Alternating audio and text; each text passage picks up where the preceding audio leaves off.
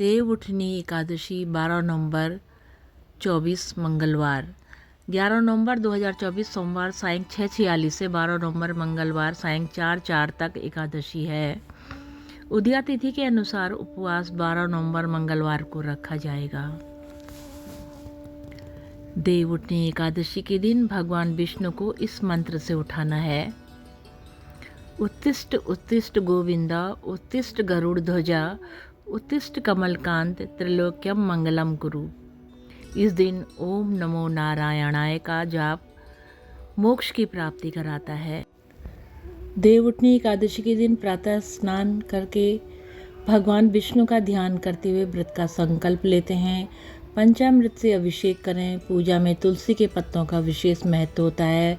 भगवान विष्णु को पीले फूल, पीताम्बर वस्त्र, फल और मिठाई अर्पित करें। केला, आंवला, अनार, सिंघाड़ा, सेव और पीले मिष्ठान के साथ खीर का भोग प्रसाद भी लगाना चाहिए। देवउठनी एकादशी के दिन श्री विष्णु चालीसा का पाठ करने, तुलसी और केले की पेड़ की पूजा करने से जातक की सभी मनोकामनाएं पूर्ण हो जाती हैं। व्रत की कथा। एक राजा के राज्य में सभी लोग एकादशी का व्रत रखते थे। प्रजा और नौकर चाकरों से लेकर पशुओं तक को एकादशी के दिन अन्न नहीं दिया जाता था। एक दिन किसी दूसरे राज्य का एक व्यक्ति राजा के पास आकर बोला, महाराज कृपा करके मुझे नौकरी पर रख लें। तब राजा ने उसके सामने एक शर्त रखी कि ठीक है रख लेते हैं, किंतु रोज़ तो तुम्हें खाने को सब कुछ मिलेगा, पर एकादशी को अन्न नहीं मिलेगा। उस व्यक्ति ने उस समय हाँ कर ली, पर एकादशी के दिन जब उसे फलाहार का सामान दिया गया तो राजा के सामने जाकर गिड़गिड़ाने लगा, महाराज इससे मेरा पेट नहीं भरेगा, मैं तो भूखा ही मर जाऊंगा, मुझे अन्न दे दो। राजा ने उसे शर्त की याद दिलाई, पर वह अन्न छोड़ने को राजी नहीं हुआ। तब राजा ने उसे आटा, दाल, चावल आदि दिए। वो नित्य की तरह नदी पर पहुंचा और स्नान कर भोजन पकाने लगा।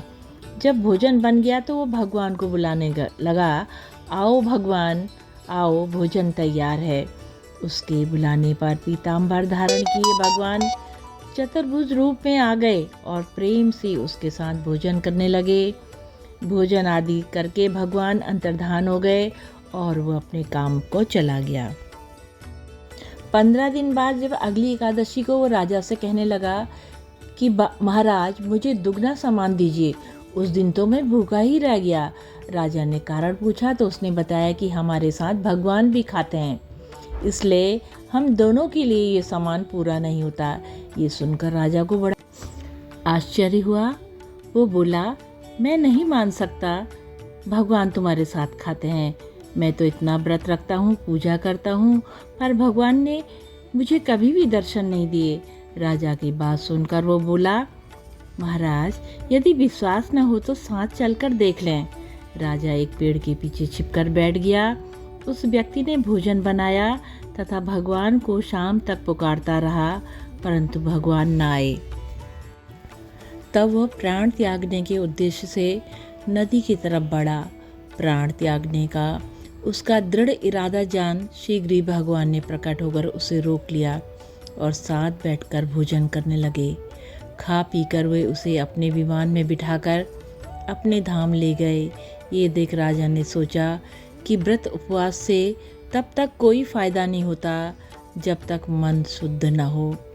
इससे राजा को ज्ञान मिला। वह भी मन से व्रत उपवास करने लगा और अंत में स्वर्ग को प्राप्त हुआ। ओम नमो भगवते वासुदेवाय। ओम नमो भगवते वासुदेवाय। ओम नमो भगवते वासुदेवाय। प्रभु सबका कल्याण करना प्रभु। माता लक्ष्मी की जय। जय हो माँ, सदा ही जय हो। जय हो जय हो।